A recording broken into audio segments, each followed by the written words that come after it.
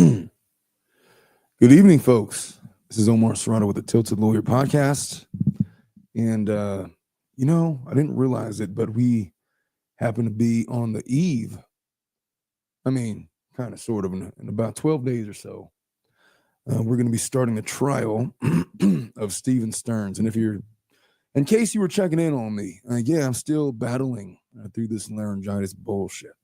See, the problem with it is that the best prescription for it, I'm told, is to shut the fuck up. But I don't have that liberty. I'm in court every day. I was arguing a big hearing this morning, and I'm here doing a podcast. Last night I was on with Bruce for a couple of hours. So it is what it is. I'm powering through. My voice is just going to have to deal with it. We're just going to have to deal with it. So this, Crow, this is my new home studio. And never mind this picture in the back. That wasn't my selection of art. I will be remodeling this wall in the coming days, probably over the weekend. I don't know. But I got plans. I'm in the home studio. I'm not in my office at 9:42 p.m. Pacific time at night. It's a somber occasion. I realize it's late for a lot of you East folks viewers. By the way, Angie, thank you for being the new member. I got some announcements to make about those of you who are members, and I'll do that at the end of the show. I'm also on the verge of hitting 20,000 subscribers. I feel like I've been sitting in the 19,000s for a couple of months now. I'm about a few hundred subscriptions away from hitting 20,000. And so we're pressing through. I would love to get there by the end of the month, if at all possible. And if we can get there sooner, then all the better. We got big plans for the show. I realized that I was getting calls from people who wanted to advertise with this show, and they were wanting to inquire about the demographics.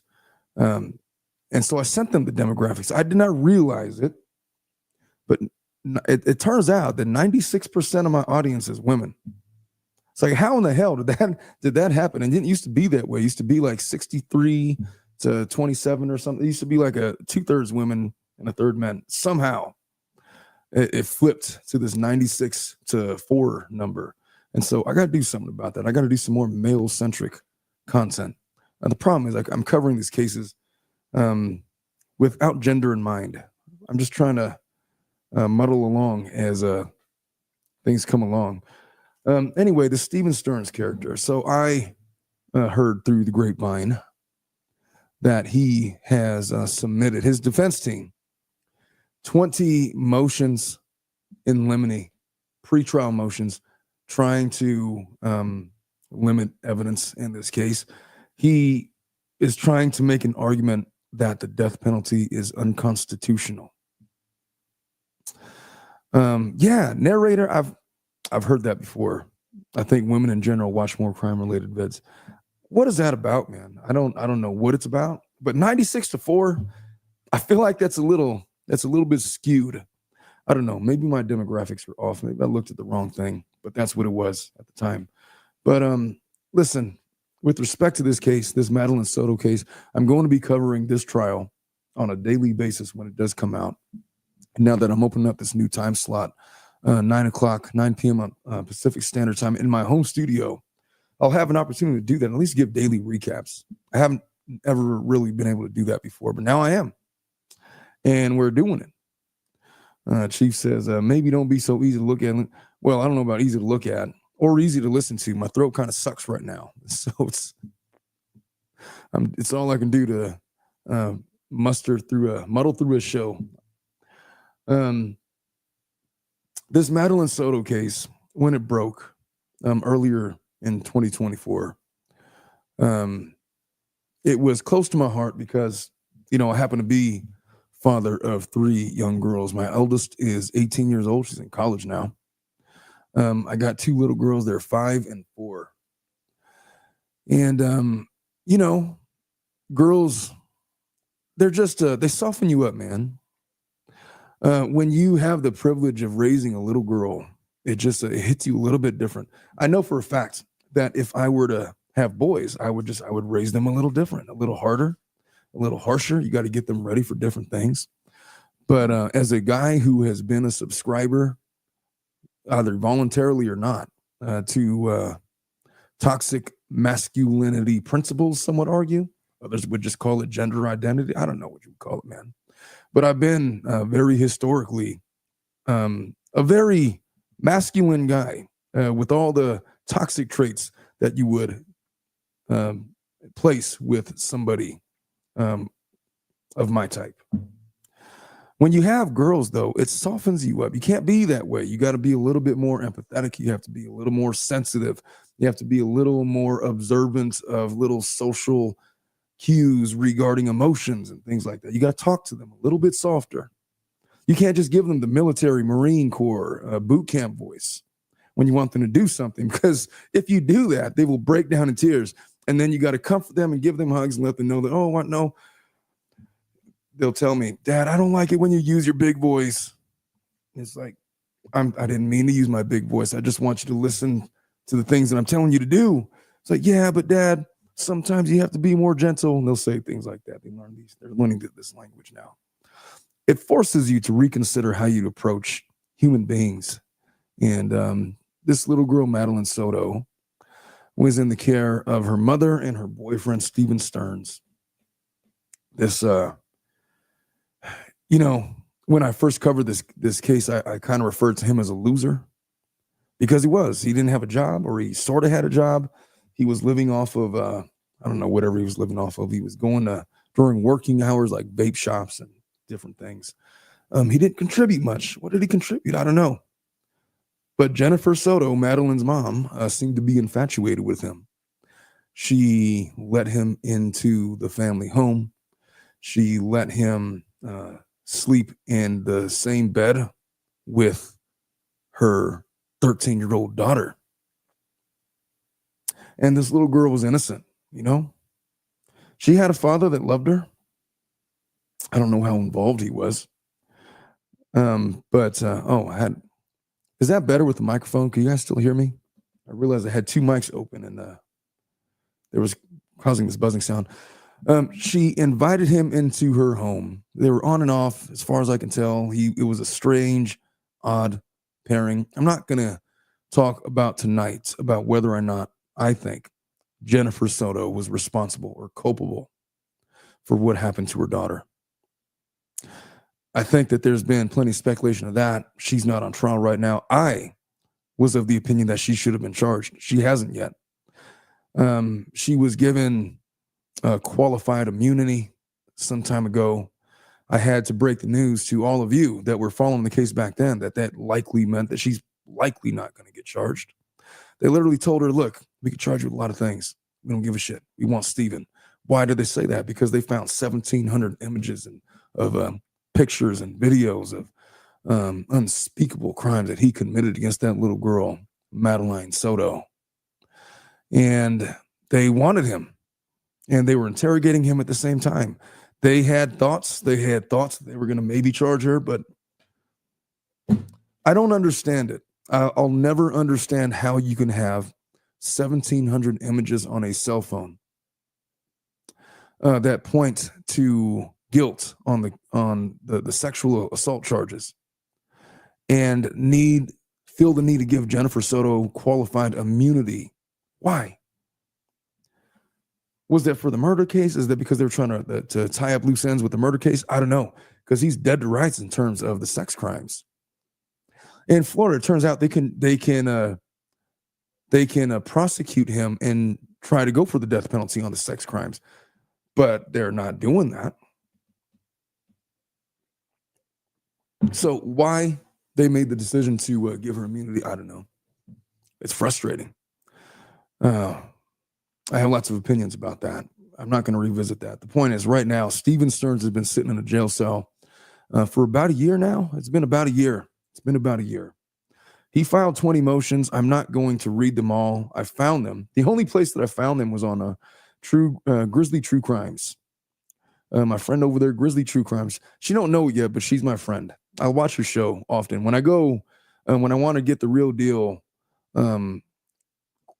court documents on this case and many others, I'll go to her Patreon. Go check her out if you haven't known. Of course, you know about Grizzly True Crimes if you're watching my channel. Maybe one day, I'll do a show with her. You never know. You never know what could happen. But there was 20 separate motions that were filed, evidentiary motions, pretrial motions that Sterns wanted to posit. I was going to go through some of them. Excuse me. Some of them are just outrageous. I'm going to share some of them with you, and I'm going to end with his request to challenge the constitutionality of the death penalty. And good luck with that, man. Good luck with that. I wrote a paper on the constitutionality of the death penalty. Challengers of the death penalty would point to the 8th Amendment prohibition on cruel and unusual punishment. And they would say that the Constitution forbids it. It is cruel and unusual to put a man to death, to sentence him, to find him guilty, to put a man to death, and to have him sit on death row to await his fate, knowing that he's going to be put to death by some manner, whether it be electrocution, whether it be some other method. I can't see myself anymore, folks. Can you all see me? There we go.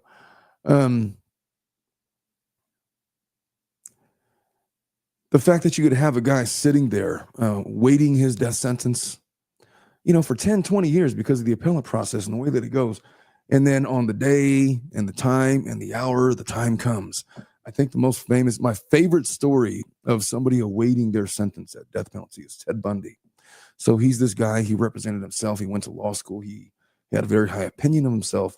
He had a sickness. He liked to murder women. And he was a serial killer in the early 80s, late 70s. He represented himself. He was found guilty of murder. Well, when the time came, he was this brash, egotistical guy, narcissistic, sure.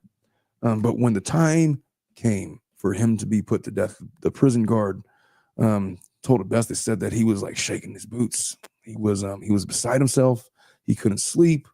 He was like pacing back and forth. He was genuinely afraid. He was telling anybody that would listen about how he was nervous.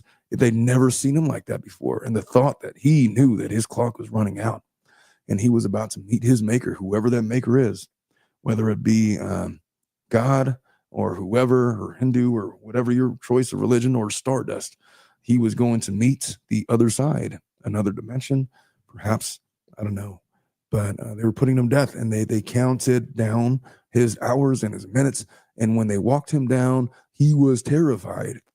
Is that enough to justify or cause equal justice to his victims, the multiple victims that he had? No, not in my opinion. You can't trade 20 lives for one, or however many victims he had. In my estimation, Madeline Soto, 13 years old, the best years of her life were ahead of her. She had, oftentimes I think that adults romanticize their childhood. Oh, if I can only go back then, knowing what I knew now, knowing everything I know now, if I could live back then as a child or in my childhood, things would be so different. My theory on that is I'm not sure that they would, because it's kind of encoded in our DNA what we are and how we're going to be and how we're going to act. I think that we would know all those things and maybe do the same things, maybe make some different decisions, but ultimately your personality is what it is. If you're an A-type personality now, you will be an A-type personality again if given another opportunity. But she lived, she was going through the worst of it, puberty.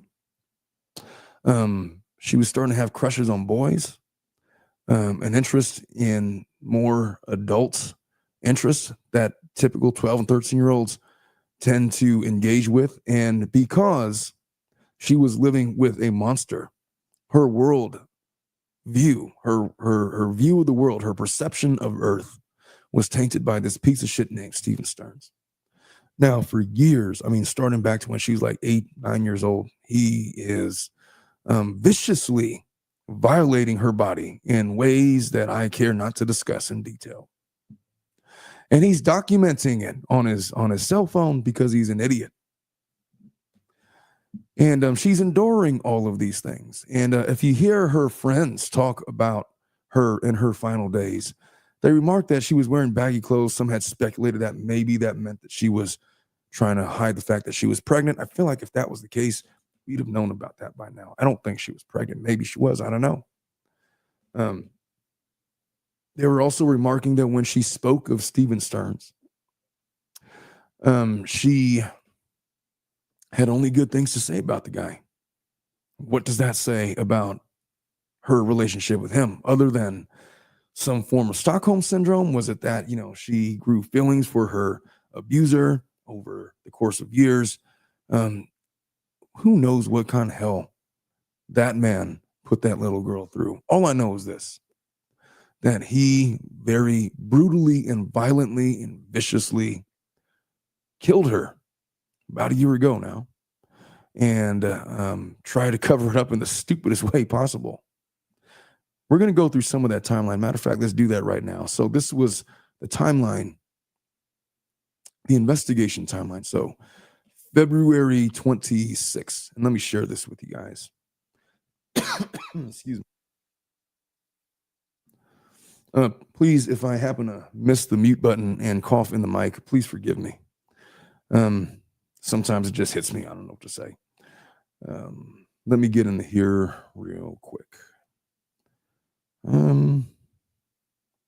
Yeah, this is it. Yes. All right. So she was 13-year-old, reported missing to the Orange County Sheriff's Office by her mom, Jen Soto. Jennifer stated on February 26th at approximately 8 a.m. she saw Madeline getting ready for school. She said that. Now we know obviously that was wrong, because likely she was probably deceased around 2 to 3 a.m. in that morning. And I don't know what the evidence is going to finally show when they get to trial, but we know that at 8 a.m. Madeline was already gone. But Jennifer goes on about this elaborate story that she probably worked out with Stephan himself, trying to help him out for what? I don't know. But she went on that she saw Madeline getting ready for school. Jennifer says that Stephan took her to school, dropped her off close to school. Jennifer says Stephan dropped Madeline off at Town Loop Boulevard between Town Center and Hunters Park Lane. Jennifer said Stephan dropped her off between 8:30 and 8:45. But we know that's not true, because surveillance footage showed her body deceased in Stephan's car before that time. So, but this is the story that they concocted and they came up with.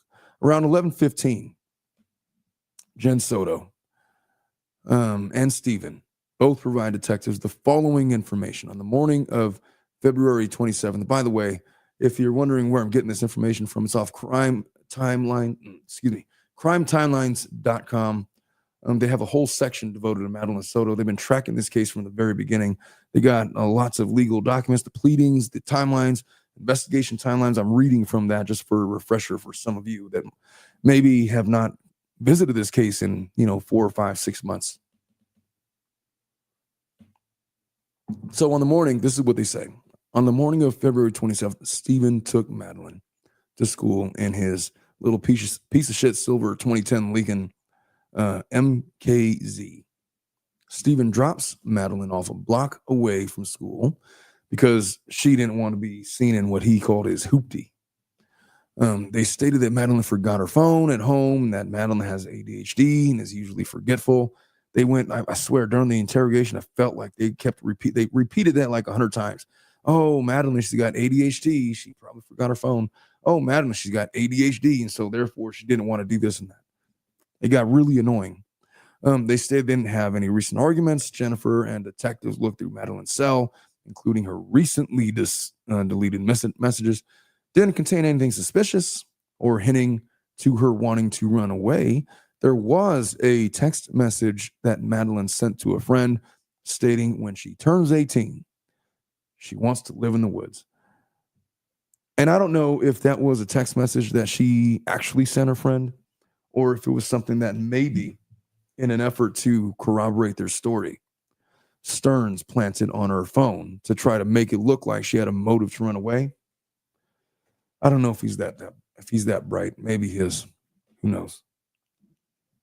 So while looking to each other's family vehicles outside, detectives observed a handgun in the rear back pocket of the driver's seat in the Lincoln MKZ, which Stephan said he usually leaves it in the vehicle. Stephen also told detectives to not pay attention to the donut tire on his vehicle due to him recently catching a flat earlier that day. We know now that he was disposing of evidence earlier that day. At around 11:16, law enforcement secures the scene. On February 27th at 11:16 a.m., detectives made contact with Jennifer at her residence. Jennifer states the following during her statement. Jennifer stated she last saw Madeline at approximately 8. She's repeating the same story. Jennifer states that Madeline went to the guest bedroom to sleep along with Stephen because she just started a new job and needed to get some sleep, which she had not gotten recently. So her solution to that is, hey, Stephen, get the fuck out. Go sleep with Madeline. What the fuck? And I've reacted and I've commented about that enough, but there's just no world. There is no normal, sane adult female that I know that would send their boyfriend to go sleep in the same bed with their 13-year-old prepubescent daughter. But she seems to think that this is just no big deal. I don't know. 12:05, police interview Stephen, who also provides consent to search his phone. Oh, but he accidentally factory reset it, remember? At 7:16, during a second interview, detectives asked Stephen a second time if he consented to the download of his phone, and he agreed, provided his passcode. And by the way, at this point, they know that he's the guy. They're just kind of stringing him along. Detectives review video, Venetian Bay, and observe Stephen's vehicle exiting the complex with a female wearing a green sweater in the front passenger seat.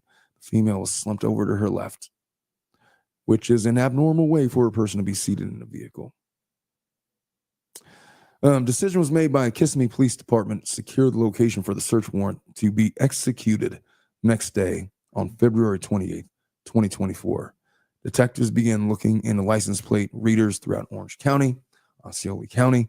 It was discovered that Stephen's vehicle traveled to St. Cloud the morning he supposedly dropped the victim off at school. Dot cameras followed Stephen from Kissimmee to St. Cloud, where he turned to St. Cloud where he turned south on Hickory Tree Road approximately 45 minutes later. Stephen's vehicle was seen traveling back through the intersection, now having a spare tire on the vehicle. Detective Morris and I then travel to St. Cloud and locate more surveillance. 10:09, Orange County Sexual Assault Unit drafts a DNA warrant. At 11:32, they're interviewing Jennifer. At 12:05, they're interviewing Stephen. They're noting inconsistencies. They execute the warrant on February 28th. They issue an arrest warrant. Stephen is then transported at that time to the Orange County deputy to the Osceola County Jail, where he was being held without bond because they knew that he was never going to get out. At this point, they know that they had found the images and the videos on his phone. And I'm sure that they knew at that point that he was suspect number one in the death of Madeline Soto. So this timeline continues if you wanted to read all of that. But, there's all the photos. Look at this guy. Look at this effing guy. That's him during the detective interview. His face, I remember, just never changed from that. Oops. This is his face in news videos. Always just this blank stare. They took pictures of his hands. Gosh, imagine that piece of shit, that dough bread looking mother effer. You're a 13-year-old girl, and this is the guy that's coming for you.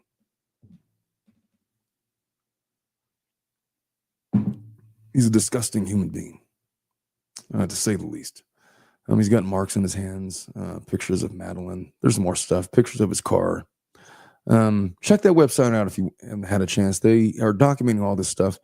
All the evidence that he tried to discard, I think that these were images of the trash where they found various items belonging to Madeline when he was trying to cover his tracks. And so, anyway, there's all of that. Let's get into some of these motions that his defense team is trying to pass on. And I'm going to start with this motion in limine. I'm just going to explain its I'm not going to read it word for word. I'm just going to, what they might be thinking. What is showing on my screen? Oh, I should probably do this. Nope.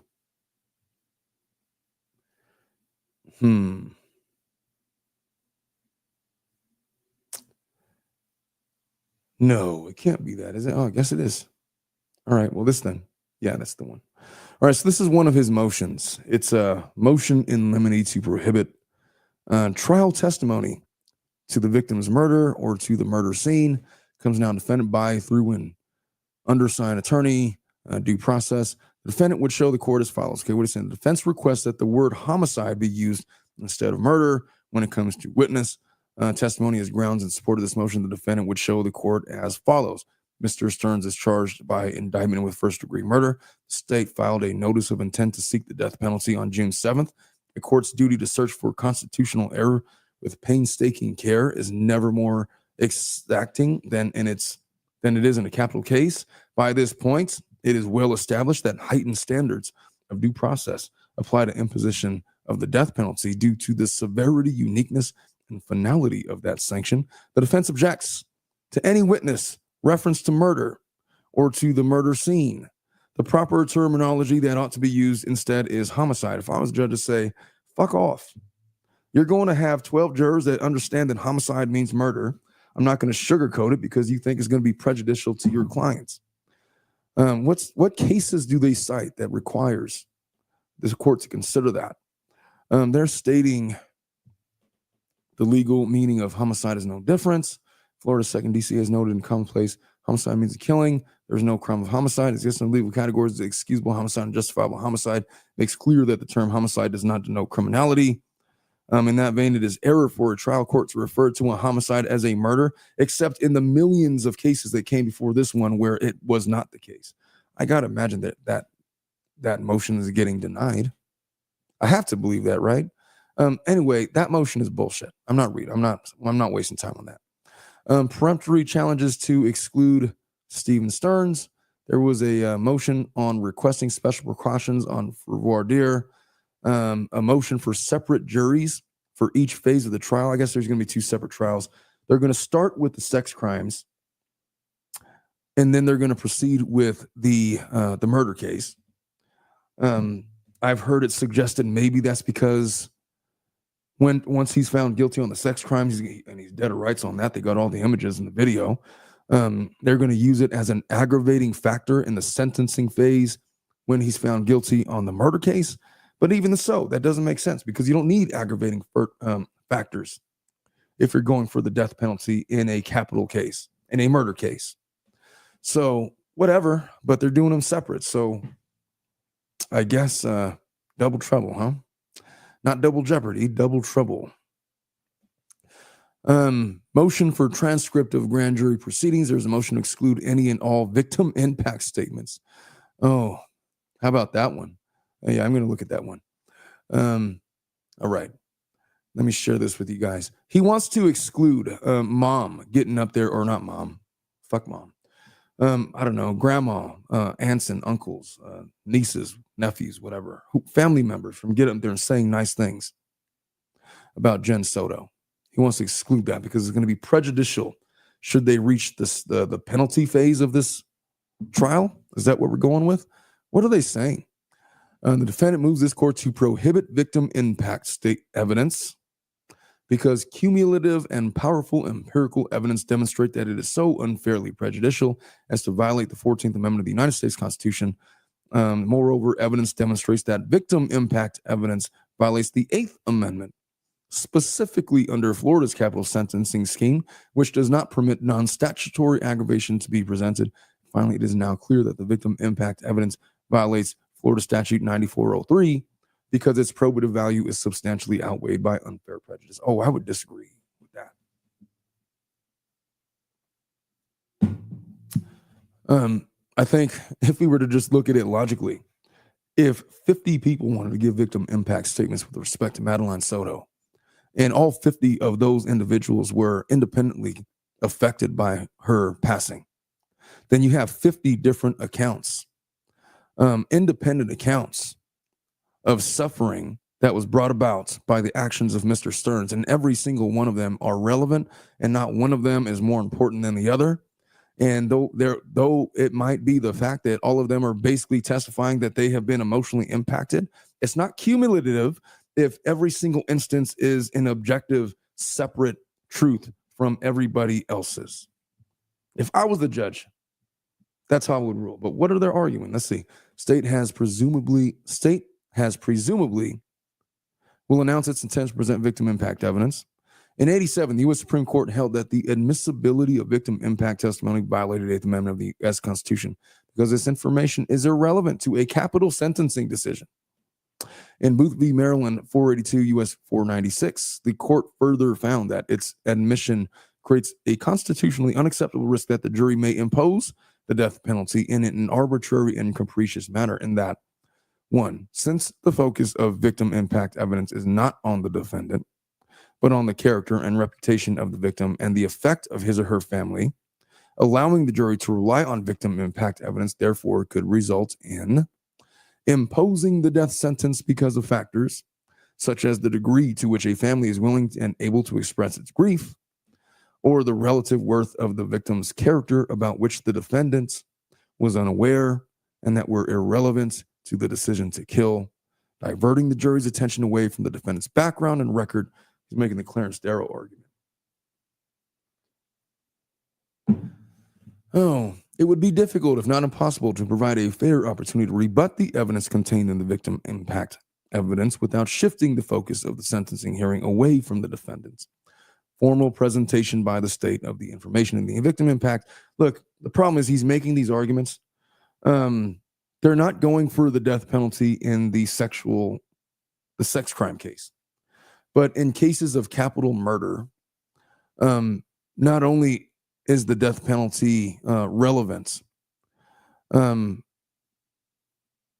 there's not a chance that they're not going to allow victim impact statements at all. I guess the question would be, maybe they would consider it in the sentencing phase insofar as they're going to make the decision to sentence him to death or not before they allow the impact statements. Maybe that's the design, but that would kind of defeat the purpose of the statements. I don't know.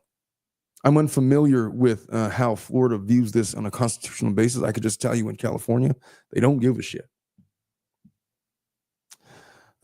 Anyway, that's that motion. He's going for that.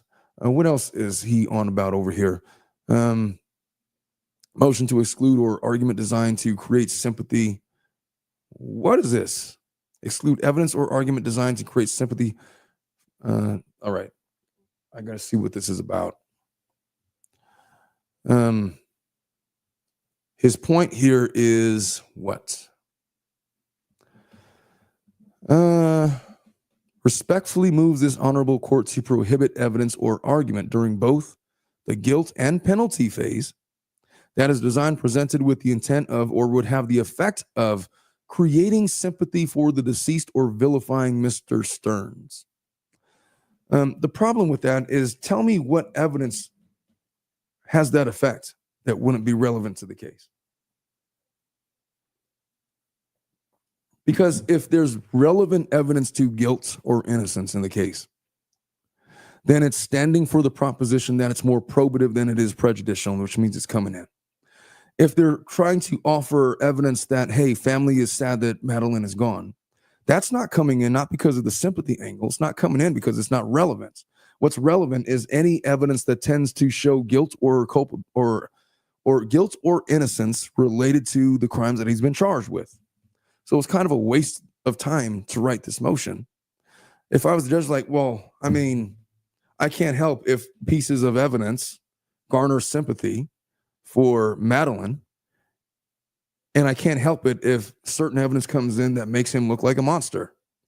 The jury are human beings, and they have their own sensibilities, and they're going to think what they want. But if it's relevant to guilt or innocence, I'm not keeping it out just because it will have that prejudicial effect because of the probative value outweighing the prejudice and all of that.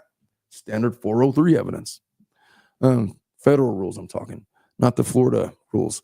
And if the evidence is only introduced strictly to garner sympathy It would be inappropriate because it's just not relevant. It would be inappropriate, and it would be 100% inappropriate on the guilt phase of proceedings. But once we get to sentencing, then those are factors that need to be considered. And so therefore they become relevant for different reasons. And some of the relevance has to, in fact, do with the fact that this death has had an impact on multiple people. What are they arguing here? So they say Florida law has consistently held that the evidence designed to create sympathy for the deceased is inadmissible in the guilt innocence phase. Florida Supreme Court reaffirmed this line of cases in Jones v. State. Line of cases. Florida law has consistently prohibited such evidence in the guilt innocence phase of any trial, capital or otherwise. The type of evidence, along with evidence designed to vilify the defendant, is offered only to inflame the passions. What he's not telling you in this argument is, but if that evidence happens to do those things, but it's relevant with respect to guilt or innocence, it's coming in anyway. So fuck off. It's a stupid motion. It's a redundant motion. It's pointless. It's pointless. But I don't know. They gotta build their hours, right? What else do we got? Preclude the death penalty as a sentencing option. Submission of the indictment. Exclude. Okay. So they want to preclude the death penalty as a sentencing option. I'm going to talk about this one, and I'm probably going to wrap up with my analysis of this. I'm going to spend a good deal of time on this. The narrator says, I mean, if you're actually the villain, they don't have to create sympathy. Exactly. I mean, look, in a trial like this, you'd be hard pressed to find any measure of evidence related to the death of an innocent human being that wouldn't elicit sympathy to some degree. And so there's that.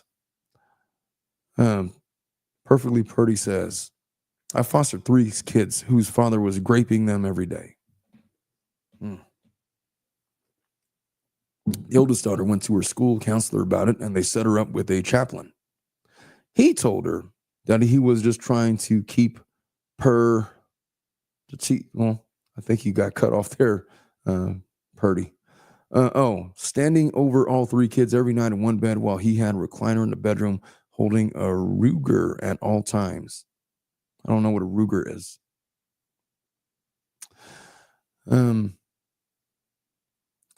Getting back to this motion, let me not get distracted with the objective at hand. They want to preclude the death penalty. I imagine they're going to base this on an 8th Amendment argument. So let's see what they got to say. I'm going to read what they got to say, then I'm going to give you my analysis and share my thoughts. Okay. So,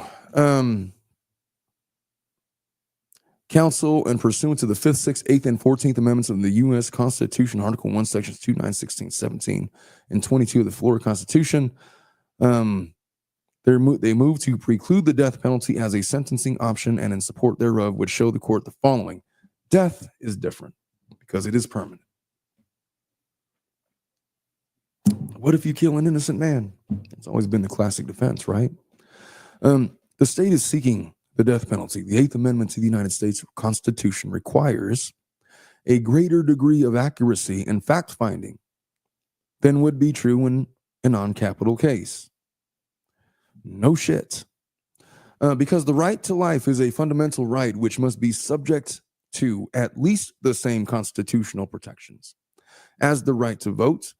The state must establish safeguards to ensure that it does not treat its citizens in a disparate and arbitrary manner with respect to their lives, except that although those rights might belong, and although some of those rights might even be inalienable, that's what the Founding Fathers said, right?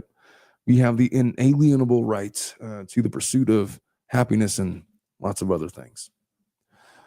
You can very easily waive your rights to vote. You can waive your constitutional protections through various exceptions. And you certainly, historically, in this country, have been able to waive your right to live. And that is not a right And that is not a waiver that is exclusive to the United States. Since the dawn of man, right? The death penalty has been around in various forms. And so just because you're granted with these rights doesn't mean you can't waive those rights given certain conduct. And yeah, we got to be a little more careful when you're going to the ultimate sentencing phase. And that's why they put it up to a jury. Is there enough here to convince you of guilt so greatly that this person needs to die? Or is there a modicum of reticence on your part that doesn't rise to the level of reasonable doubt, but maybe you just don't want to be on the hook for sentencing a man to death on the off chance that DNA evidence advances to the point where we're able to tell with 99% certainty who the actual person was that committed the crime? Maybe you don't want to have putting to death an innocent person accidentally on your conscience. And so we're very judicious with giving juries the ability to vote for whether or not somebody should be sentenced to death or not. So he continues as I kick away my mic. If anything, courts must require more safeguards to ensure equal treatment of persons in the context of death penalty prosecutions that in that of an election recounts. Whereas the right to vote is fundamental because historical trends and legislative decisions, the right to life that is at stake in Florida's system of capital punishment is the most fundamental of all rights and accordingly is found in the very text of the Constitution. This argument has been successful before. This exact argument is not original. It's hundreds of years old. And there was a time where the state that I live in California, where they suspended the death penalty as potentially unconstitutional. Now they brought it back, but they cut it off for many years because of this argument or many arguments like that. So it's not for nothing that they're making these arguments. And if it's on the table in Florida, and I don't know that it is, but they're making the arguments anyway, there is a universe that exists where they might prevail in having this court make a finding that the death penalty in this case, at any phase of it, whether it be in the sex crimes case or in the homicide case or otherwise, be deemed unconstitutional. It's possible. They continue. In Bush v. Gore, the Supreme Court recognized that the right to vote is not contained in the text of the Constitution. The individual citizen has no federal constitutional right to vote for electors for the presidents of the United States unless and until the state legislature chooses a statewide election as the means to implement its power to appoint members of the Electoral College. However, history has favored the voter, and since every state now chooses its electors through a statewide election, the right to vote, as the legislature has prescribed, is fundamental. In contrast to the implied right to vote, the right to life is contained in the text of the Constitution. The 5th, 14th Amendments provide that neither the federal government nor the states shall deprive any person of life, liberty, or property without due process of law. The Supreme Court has long recognized the fundamental nature of the right to life, particularly in the context of the death penalty. They cite the case Furman v. Texas, because capital punishment deprives an individual of a fundamental right that one would argue has been waived through your conduct. And the Constitution absolutely says that the state shall not deprive of these inalienable rights, life, liberty, or property, with a caveat, without due process of law, which presupposes that there is this idea that you could forfeit those rights and that maybe the states should be able to define how that would be forfeited. And so long as you have measures of due process available in your state to decide guilt or innocence, the states will have it to themselves individually and separately to decide how they want to handle the death penalty.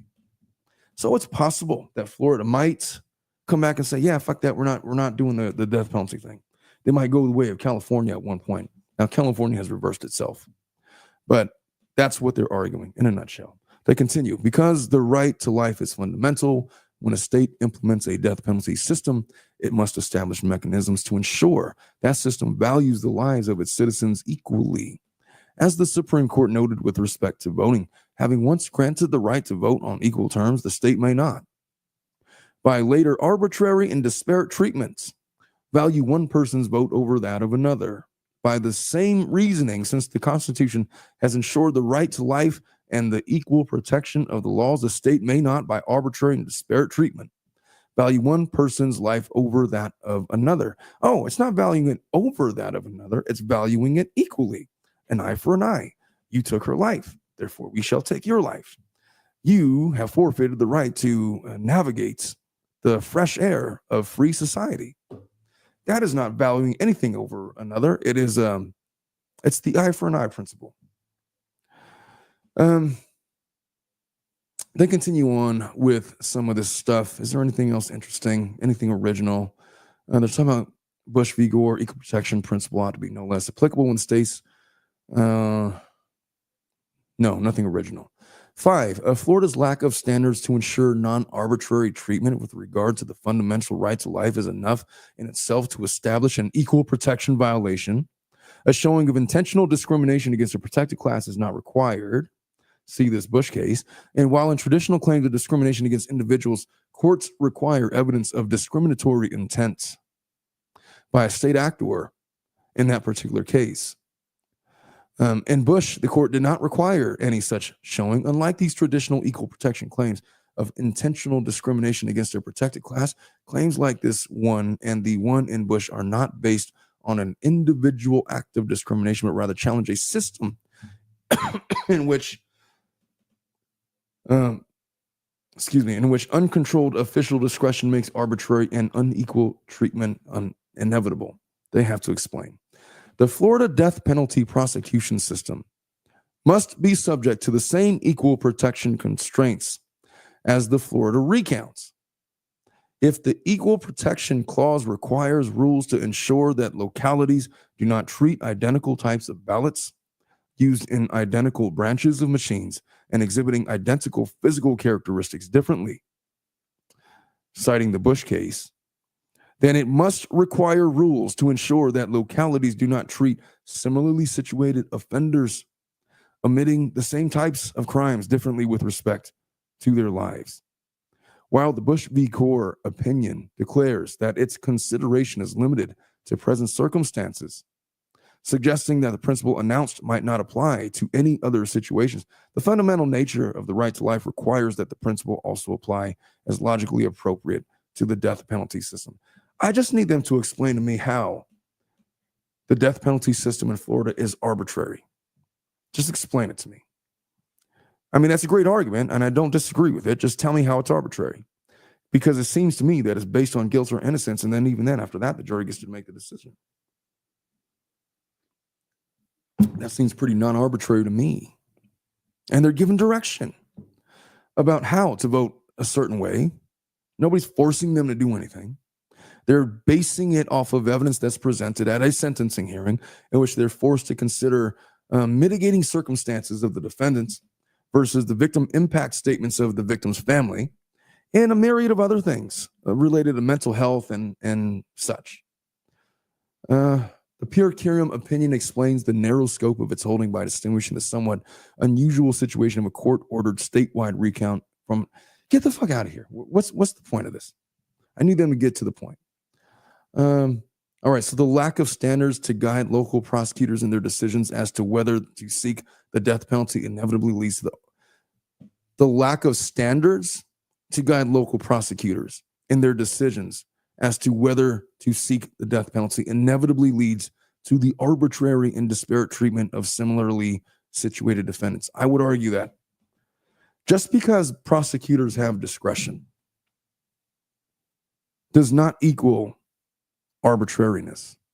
Arbitrary is like random. It's like, for whatever reason, but discretion is different.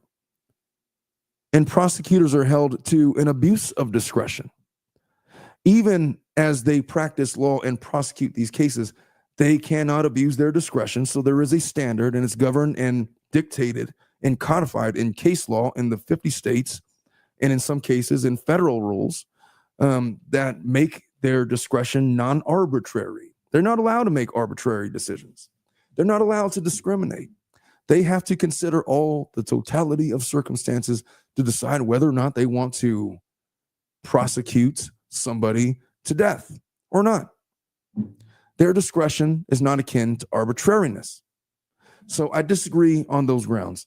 They say that, they're on about this thing about Florida fails to provide a method by which states determine. All right. So the decision as to which defendant is to be subjected to the death penalty prosecution varies from circuit to circuit in Florida. As a result, there are likely 20 different methods used to determine which cases shall be prosecuted as capital cases. A different system for each circuit. Often the decision can turn on the county's willingness to fund the defense, the race or status of the defendants, or the age, sex, race, or status of the victim in the community. They're very openly and blatantly accusing the prosecutor's office of discrimination, and they should be careful. But I see their point. Where did I leave off? When a court orders a statewide remedy, there must be at least some assurance that the rudimentary requirements of equal treatment and fundamental fairness are satisfied. The decision of the United States Supreme Court in Bush v. Gore addressed the varying standards used to count votes in a presidential election. They got to stop with this voting parallel. It's not fitting for me. Matter of fact, I'm ignoring it. What's the punchline here? Having once granted the right to vote on equal terms, the state may not, by later arbitrary and disparate treatment, value one person's vote over. It's not the same fucking thing, dude. The Supreme Court attempted to limit the application of the rule enunciated in Bush v. Gore to the circumstances of that peculiar case. However, the Supreme Court should not require those facing the death penalty to adhere to the stricter cause and prejudice standard announced in McCleskey versus Zant, a 1991 case, while applying a more lenient standard to its favorite political candidates. That argument is just it's nonsensical to me. I can't make heads or tails of it. I'm not seeing the parallel between right to vote and how that was decided, and the arbitrariness, I guess, per se, of that versus the example that they gave. It's not connecting for me. The right to life is guaranteed by the Constitution. Certainly, the life of a citizen demands as much due process and protection as does the right to vote. Who fucking wrote this? The right to life is fundamental. Oh my God. If he says that again. Did he copy and paste on accident? The failure of the state set forth uniform and specific standards to determine who will be sought. By contrast, Florida law does not provide any such starting principle to guide prosecutors in their discretion or their decision as to when to seek the death penalty. The Bush court surveyed some examples of the kinds of disparities in vote counting procedures. Okay. That the lack of uniform standards has allowed to occur. The examples were merely illustrative of the kinds of problems that result in the equal. Okay. More with the Bush case. Florida system or lack of system. The system is discretion, prosecutory discretion. That's the system. And you know what? It's been working for a long time. Whether life and death decisions are made according to legally relevant criteria or by whim is often impossible to determine. I mean, he's not wrong. One could only know what's in the hearts and minds of prosecutors when they decide whether or not to do certain things or prosecute certain people. And certainly there's some evil prosecutors out there, but to say that it's arbitrary, that a prosecutor would use their discretion on the totality of circumstances to decide whether or not to prosecute death penalty or not, is an incomplete analysis. Yeah, sure, there's outliers, but the vast majority of prosecutors exercising discretion are not abusing their discretion, and their decisions are not arbitrary. And I'm willing to guess that when they argued the decision about whether or not to have somebody sentenced to death or not, they had their reasons that they would argue passionately to a jury to make a decision or to a judge to make a decision, and they identified their reasons on the record. Could you hide your reasons in closing arguments? Of course you can, but besides the point. The vast discretion that prosecutors have in seeking the death penalty creates unconstitutional arbitrariness in the infliction of the death penalty, to which I would say that, all right, I'm not going to make an arbitrary decision. Here's what I'm going to do. I'm going to say that if you abuse a little girl sexually and violently over a period of years, and you take God knows how many photographs and videos of her keeping 1,700 of them on a phone, trying to discard the evidence by way of factory resets. And then she gets a little bit too old for your liking, and she starts expressing interest in other boys at her school. And so you either accidentally or purposefully murder her on the night of that she goes missing. I'm going to say that just no bullshit, not arbitrary. You deserve the death penalty. I once wrote a paper in law school about the constitutionality of the death penalty. And my argument was that not only is the death penalty constitutional, but it should be extended to cases that do not involve the death of a victim. They should be extended to people that commit violent, heinous acts against women and children or others. Attempted murder should be punishable by the death penalty. Just because somebody didn't die, but you left them brain dead, they should not be absolved of the death penalty because somebody's sitting there as a vegetable. And though they, you put them there, they're for all intents and purposes dead. But no death penalty because they're technically not dead. Fuck all of that. Extend it to attempted murder. Extend it to violent rape. Extend it to violent sexual assault. Extend it to child molestation. Extend it to, any case where you have utter disregard for the human condition, such that you deem it's appropriate, or maybe in spite of you thinking that it's appropriate or not, decide to violate another human being in that way. You don't deserve to walk around. I think, in my opinion, you should forfeit your right to live. Fuck off to the next dimension or turn into Stardust or whatever you're going to become. Heaven or hell, go meet your maker, whatever your pleasure, man.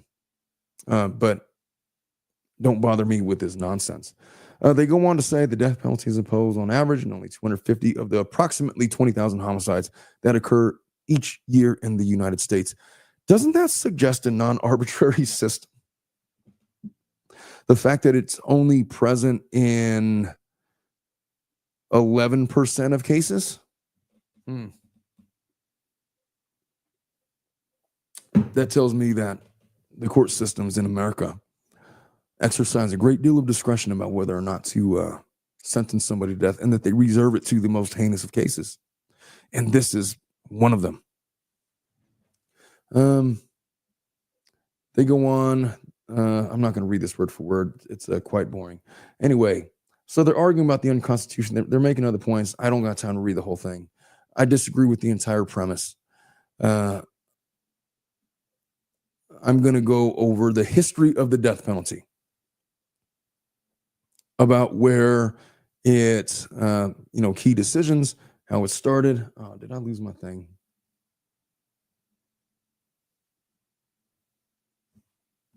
Man, all right. Oh, here we go. All right, so United States is a relatively young country when it comes to criminal punishment. I mean, any kind of law, really. We've only been around since the 1700s. We are a nation in maybe we're not infants anymore. Maybe we're toddlers. Maybe we're like 8. We are a non-matured country, I'll tell you that much. But in the 18th century BCE, the Code of King Hammurabi of Babylon codified the death penalty for 25 different crimes. In 14th century BCE, the death penalty became part of the Hittite Code. And about 700 years prior to that. The draconian code of Athens makes death the only punishment for all crimes, not just murder, like stealing, lying, committing adultery, anything. Going back to the 10th century, hanging becomes the usual method of execution in Britain. And guess where we took a lot of our law from? Straight up from the UK, straight up from England, straight up from Britain, straight up from that region of the world. That's where we came from. They are our daddies. And a lot of the common law that we have that we are under right now was developed in the 14th, 15th, 16th, 17th centuries. And it came straight from these people. This is where our principles of law come from. In the 16th century, go back to the 11th century, William the Conqueror restricts the use of the death penalty in Britain. About 500 years later, under Henry VIII in Britain, an estimated 72,000 people were executed. They said, fuck that. We're killing everybody. In the 1700s, there were 222 crimes that were punishable by death in Britain. In 1767, Cesar Beccaria publishes On Crimes and Punishment, arguing against state-sanctioned taking of life. In the 18th century, there was a reform movement that began with the writings of European theorists, Montesquieu, Voltaire, and Bentham, the English Quakers John Bellers and John Heward. In 1608, it was the first recorded execution in the American colonies, Captain George Kendall in Jamestown, Virginia. Some would argue that would be the birthplace of America. In 1612, Virginia Governor Sir Thomas Dell enacts the divine, moral, and martial laws, providing the death penalty for even minor offenses. My point in reading this long line of history related to the death penalty is only to point out that it's been around since the dawn of man, and we flip-flopped on it back and forth since the dawn of man. Going back, 2,000, 4,000, 6,000, 8,000 years ago, they were executing people for committing crimes. And then it would get to a point, and then it would flip, maybe we shouldn't do that. Then we're going to flip in the opposite direction. Maybe everything should be punishable by death. It's like, no, maybe only these 222 crimes should be punishable by death. And then maybe nobody should die, and we've been going back and forth. And, wouldn't you know it, we've done the same thing in America. In 1794, Pennsylvania repeals the death penalty for all offenses except for first-degree murder. In the early 1800s, many states reduced the number of capital crimes and built state penitentiaries. In 1834, Pennsylvania moves executions into correctional facilities outside of public view. They were publicly executing folks around that time. By the way, I think the last live execution via guillotine took place, I think, in France, like in 1922 or something like that. We are a fickle people. We can't make up our minds. In 1838, states began enacting discretionary death penalty statutes. You could kind of see the reasoning for death penalty law start to develop with these landmark decisions. In 1846, Michigan abolishes the death penalty for all crimes except for treason. They were the first state to do that. Rhode Island and Wisconsin follow suit. In the late 1800s, Venezuela, Portugal, the Netherlands, Costa Rica, Brazil, and Ecuador abolished the death penalty. In 1888, frickin' Thomas Edison, had this invention, and he wanted to talk about it. It was called electricity. He was very famous for giving these public demonstrations about how lethal electricity was and how powerful it was. He literally electrocuted an elephant. If you dig around on YouTube, you could find video of it, I'm sure. But he just straight up electrocuted an elephant, and he was using that to sell the technology to scientists and to the government to sanction the creation of electric chairs. And son of a bitch, in 1888, New York built the first electric chair. In 1890, William Kemmler is the first person executed by electric chair in New York. It is a painful way to go. Between 1907 and 1917, there were 6 states that completely outlawed the death penalty. 3 of them limited it. In 1920, it's only 100 years ago, 5 of the 6 abolitionist states reinstated the death penalty. In 1924, Nevada introduces cyanide gas as a method of execution. A guy named G. John is the first person executed by lethal gas. I don't know what would be a less painful way to go, but it's got to suck to have your lungs being incinerated from the inside out, I'd imagine. Because I'm familiar with the movie Training Day, I know that going to the gas chamber smells like pine oil. You're going to pine oil heaven, boy. I got to go watch that movie again. The 1930s, executions in the U.S. peak. We were executing about 167 people a year. In the 1950s, once again, public sentiment begins to turn against capital punishment. In the 60s, there were challenges to the legality of the death penalty that were on the rise. They were based on Eighth Amendment arguments related to cruel and unusual punishment. What did those look like? They sort of look like what this idiot was arguing in his motion that we had just got done reading. I didn't read the whole thing because I couldn't stomach it. He thinks it's unconstitutional for reasons. But it's always related to cruel and unusual. It is cruel and unusual to execute a person. We should not value one life over another, that kind of stuff. In 1966, support for the death penalty reaches an all-time low of 42% in a Gallup poll. In 1968, U.S. v. Jackson and Witherspoon v. Illinois Supreme Court cases address jury discretion in capital cases. In 1972, Furman versus Georgia, Supreme Court effectively voids 40 death penalty statutes, suspending the death penalty altogether. For the time, temporarily. In 1976, Gregg versus Georgia, Jurek versus Texas, Profit versus Florida, the Supreme Court approves guided discretion statutes, reinstating the death penalty in some states. In 77, Gary Gilmore is executed by firing squad in Utah. That's a wild way to go.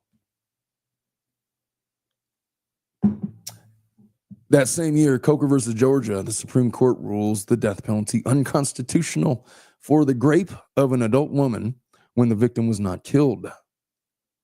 In 1982, Charles Brooks becomes the first person executed by lethal injection in Texas. In 1986, Ford versus Wainwright, Supreme Court bans execution of insane persons. Batson versus Kentucky, race becomes the focus of the criminal justice debates. In 87, McCleskey versus Kemp, Supreme Court rejects claim of racial discrimination in Georgia's death penalty, absent proof of intentional discrimination against the defendant. What should you glean from hearing about all of these turns from the death penalty? It's just, we don't fucking know what to think about it. We're all over the place.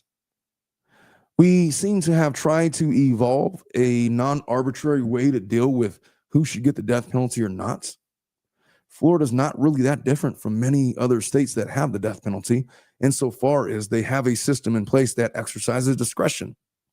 To call that and label it arbitrary is an argument that has been tried for hundreds of years now to limited success. In 1988, a new federal death penalty statute is enacted. In 89, Penry versus Lanau, Supreme Court holds executing persons with intellectual disability is not a violation of the Eighth Amendment. That is wild. I'm not sure if I agree with that one. In 1989, or 93 rather, the Supreme Court addresses the issue of executing someone who claimed actual innocence. And in 94, the support for the death penalty reaches an 80% approval rating. In 94, President Clinton signs the Violent Crime Control and Law Enforcement Act, expanding the federal death penalty. In 96, he signs the Anti-Terrorism and Effective Death Penalty Act. And it goes on and on and on. In 99, the United Nations Human Rights Commission passes a resolution supporting a worldwide moratorium on executions. In 2002, Atkins versus Virginia, Supreme Court ends executions of those with intellectual disability. In 2005, the Supreme Court rules death penalty for those who committed crimes under 18 is unconstitutional. In 2020, 144 countries are abolitionist in law or practice. Majority of executions carried out by China, Iran, Egypt, Iraq, Saudi Arabia, and the United States. In October of 22, 55% of Americans support the death penalty. It's dropped considerably in the last 30 years. And as recently as December 19th, death sentences and executions remain near historic laws amid growing concerns about fairness and innocence. So, as a country, we are largely undecided about what to do with the death penalty. Many of you might be undecided about what you want to do with the death penalty. And some of you guys would say that, no, fuck that guy. I would sentence him to death in a heartbeat. I'll tell you what, I have heard jurors say that in voir dire, that they would have no problem sentencing somebody to death who deserved it. The problem is, once they find guilt, the decision weighing on them, I could save this person's life. All I got to do is say he shouldn't die. And just knowing that, you get it in your head that I killed this guy. I'm going to kill this guy. I'm going to kill this guy. Some people can't take it. Some people can't take it. And I feel like that's probably a huge reason why only 10% or 11% of homicide cases nationwide result in executions. It's a very difficult thing. It's easy to say, oh, fuck that guy, eye for an eye, whatever. It's quite a difference to pass the sentence. And, it's like that line in Game of Thrones. If you were going to sentence a man to death, then you should be the one to swing the axe. Some of you can't swing the axe. Some of you, it weighs a little bit too heavy on the conscience. Amy Bonner says it would weigh on me. Yeah, and I would imagine that Amy Bonner, you would probably be one of these people that say, fuck that guy. Burn him at the stake. But then they look to you. 11 jurors have said, fuck that guy, burn him at the stake. And they go to Amy Bonner. And it's like, what say you, Amy? And in that moment, if you say yes, that guy's going to die on account of you. That's tough. That's tough. I could tell you one equivalent guy would have no problem. I'll look him right in the eye. I'll look him dead in the eye. So yeah, fuck that guy. Burn him at the stake. I'll tell you what, his defense team has a tough job. And in my years, when I was a younger attorney, I was forced to take on cases that I did not want to take on. I had a case with a defendant very similar to Stephan Sterns. The only difference being that this young girl escaped with her life. But I'm representing this guy, and I'm visiting him in his prison cell right before his hearing. And it was, I was sent there for the sentencing portion. They're offering a plea deal. The deal that they were offering him was something like 35 years to life or something like that. He could be out in 35 years. My boss didn't want to do it, so I ended up going there, and basically I was going to be there to accept the plea. And I'm talking to this guy, and the facts of the case were essentially from the time that this little girl was 8 years old until she was out of the house, like 18, 19 years old at this point. I don't remember how old she was. She might have still been 17, 18, but she had gotten pregnant, was forced to have an abortion, and she got HIV from her stepdad. It was abuse that had been going on for years. I mean, from the time that she was like a little girl, 8 years old, and he would violently, assault her in the shower, assault her in the middle of the night, over and over again. And when she got pregnant, he made her tell her mom that she had a boyfriend, and that was the reason why she was pregnant. Forced her to get an abortion. Gave her freaking HIV and herpes simplex, some kind of herpes. Was it herpes or was it something else? I feel like it was something more sinister than that. I forget, but she got some really bad STDs. I remember this guy because he was facing life in prison. He wasn't facing death penalty. He's facing life. I told him that the plea deal was 35 years. If he pled to it, he could be 60 years old or something like that, or 70 years old. and still be able to see the light of day before he died. Breathe some fresh air, look at a few sunsets. If he could survive the 35 years in state prison, knowing people are going to find out what his charges were. And lots of luck with that. For all I know, he's probably dead by now. He might be. I don't know. I haven't checked up on him. Don't give a shit. But I remember him telling me that I don't understand why the sentence is so much. There's some other guys that have done way worse than me, and they're getting out like they're getting way shorter sentences. And I was looking at this guy. I looked him dead in his eye. Sir, with all due respect, what you did to this little girl, I haven't seen any. It's the worst case that I've ever seen. To this day, it's the worst case I've ever seen. I've had murder cases. I've had murder cases where there was blood and guts on the ceiling, on the walls, splattered all over the house, blood soaked into the carpets, the body attempting to be burned in the barbecue pit in the backyard in Paris, California. They lured this 25-year-old kid in with the proposition that he's going to engage in a threesome. And when he gets to the house all excited and ready to go, he's assaulted by these two other guys that just obliterated him with baseball bats and crowbars, stole his car, tried to sell it. They were arrested. I've had that case. To me, this one with the little girl is worse. Somehow it's worse. How? I don't know. It's just somehow worse. She kept her life. And who am I to say what's worse or not? It's just one that affected me to the point where I just did not give two shits about that guy. I was not very empathetic with him, admittedly. I told him his rights. I told him you should probably take the plea because, look, they got her on they basically initiated a sting. They got a warrant to record a phone call between him and the victim. And she's basically saying, I don't understand why you did this to me. Why did you do this? Why did you do that? Why did you do that? And then he ultimately admitted to it and then apologized for it. And they used that to gain an arrest warrant against him and throw his ass in jail, to which then they had his confessions. And so that's how he ended up in jail. I told him, look, you're going to convince the jury that you were just kidding? You go to jail, they're going to put you away for life, dude. So if I were you, take the deal. I was like, I don't give a fuck. Look, you got 5 minutes. We're going to start the hearing. And then I walked out. And then when we got back out there, I asked, so are we doing this or what? Are we going to set trial dates? He said, all right, I'll take the deal. Cool. So we wrote it up. We took the plea. I stood by him when we did the plea. And they did it. It was done. And that was it. I left. And I tell you what, I went home and I slept like a baby.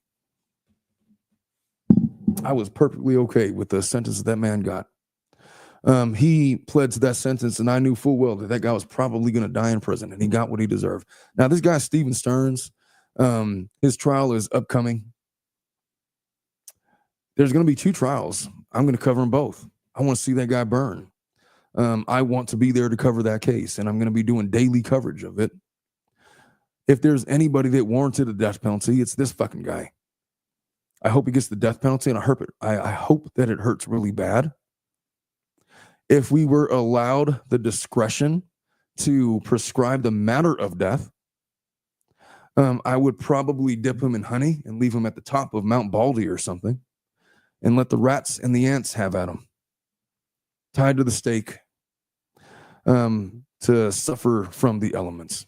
And I would sleep like a baby. And I would still be sad that Madeline was gone. This case gets me for the very reason that this young girl just never had a chance. And she's gone. And Sterns is the one that's going to be the focus of attention because of these crimes. And it sickens me to know that. But when I cover this case, it's going to be for the purpose of ensuring that that little girl's memory is somehow maintained on my channel, on other channels, on YouTube, in the ether. I don't know. Somehow, I just want to be there when justice is served.